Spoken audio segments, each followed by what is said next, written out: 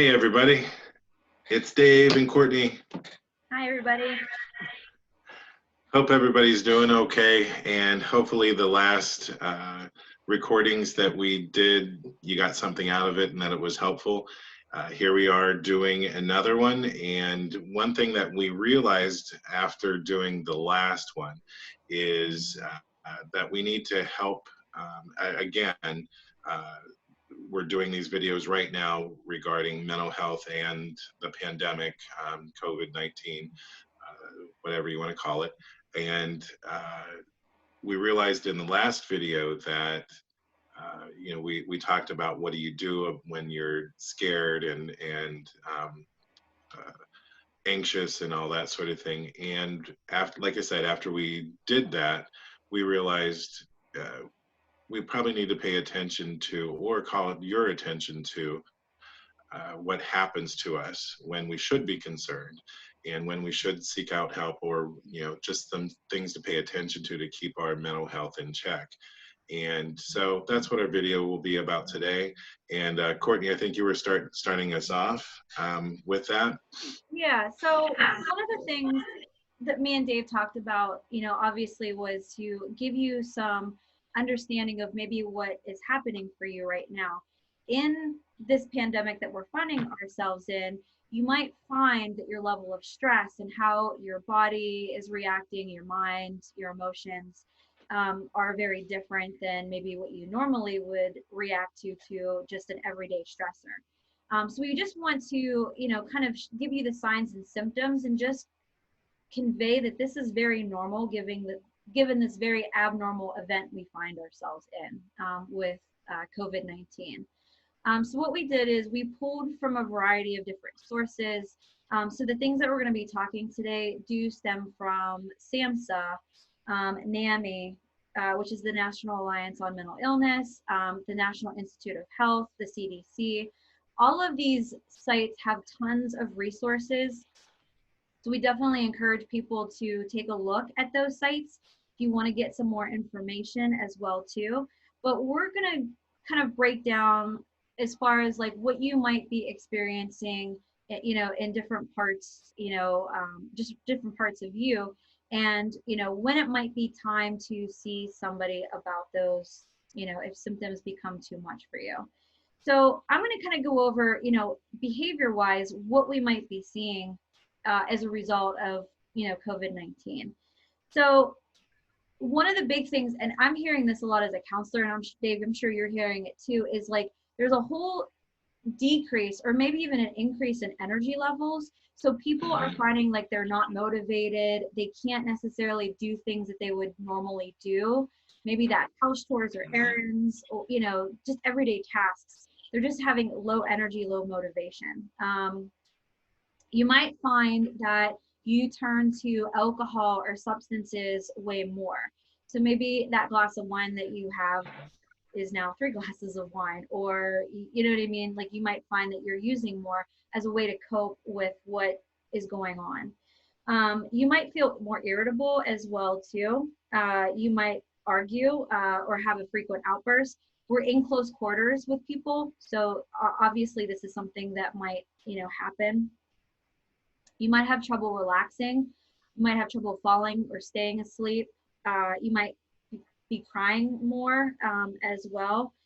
A lot of people, and we talked about this in the last video, might have some excessive anxiety or excessive worry. That might be magnified right now as well too. You might feel like you want to isolate. So we're already isolating, but this might mean you are even isolating more so, and not connecting, virtually with people or on the phone. Blaming others. You might feel like you're blaming people, or you're having difficulty like communicating, listening, focusing, accepting help from people. You might find that your level of pleasure and enjoyment in everyday activities is diminished as well too. So behavior wise, these are things that you might be seeing as well. As far as your body, one of the things that we talked about last time and that I talked about was just really being mindful of what's happening in your body. And I think this is why it's so important to really pay attention to what you're experiencing. So if you find that you might have like more stomach aches, more so than usual, maybe headaches, or other like aches and pains that you wouldn't normally have. You might be losing your appetite. I'm hearing a lot of people that they're eating more as a result because they're just bored. So your appetite might be increasing as well. Sweating or having chills. Now, obviously, this is something that you have to be mindful of. It could be, part of, being ill. But if you are, just struggling to regulate body temperature, that could be something that's just as a result of the stress that you're feeling. Being easily startled is another thing that might pop up for you as well too. Having muscle twitches or tremors is another body symptom that might be manifesting right now too. So as far as body wise and behavior wise, those are the kinds of things that you might be experiencing. Dave, you want to take the next ones? Yeah, and just as important is we have to pay attention to our emotions and the things that we're thinking.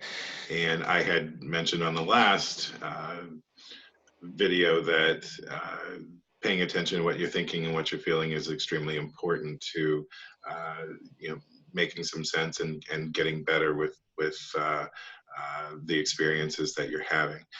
So paying attention to your emotions. So when you find yourself being anxious or fearful, things like worrying a lot, maybe even some obsessive thinking, or predictive thinking, or what have you. Um, those are things to pay attention to. On the opposite side of that is feeling depressed when you're sad, when you're um, maybe irritable. And I mean, although irritability can come with anxiety as well, but also with depression, when maybe some feelings of hopelessness or helplessness, things along those lines. Maybe a sense of guilt that you may be feeling. And, just like I said before with irritability, there's also just plain out anger that you might be feeling as well. Again, going on the flip side is that you might be feeling heroic, euphoric, or invulnerable.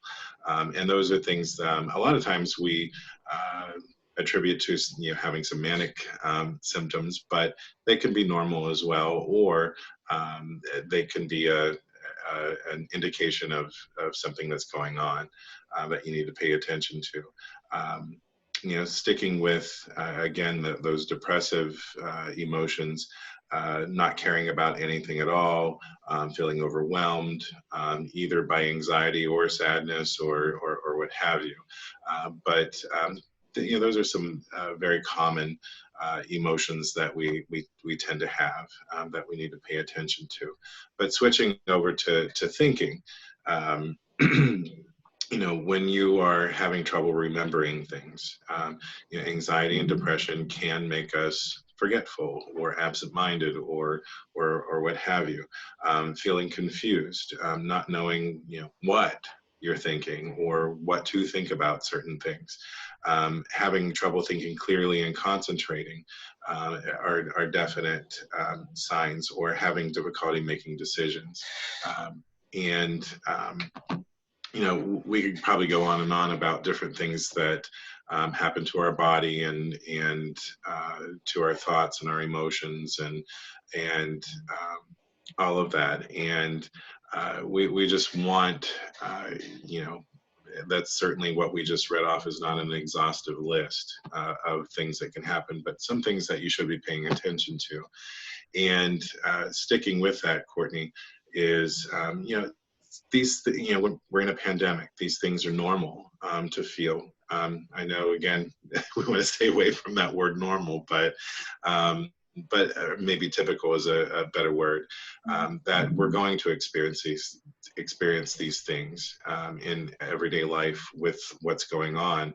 However, one of the things that we want you to know is that when is a good time to seek out help beyond doing things yourself.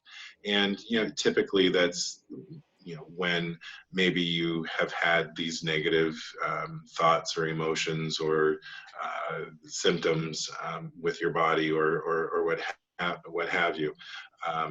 for several days or several weeks when it's not seeming to let up, that might be a time to seek out help. And also if it's affecting your functioning in any way, whether it's just your daily life at home or at work or with your kids if you have them, or your relationships, what have you. So those are signs that maybe you should be seeking out help. And Courtney, did you want to add to that at all, or? No, I think that that's something that we really just want to convey, that, these are very, normal reactions to a very abnormal event that we're finding ourselves in. But if you find yourself having all of these and they are becoming more and more distressing to you, you keep, your typical strategies for managing aren't working. It's really impacting your quality of life. And that's what I tell clients. If there is something that is truly impacting your quality of life and you feel like you're very stuck, then that's when it's a great time to reach out and talk to a counselor. Right now, we are still considered essential workers. So we're on the front lines in the sense of either doing telehealth. There's some agencies that are doing face-to-face still.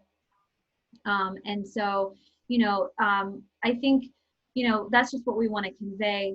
Please seek out help if this is truly impacting your quality of life, and you're really feeling stuck.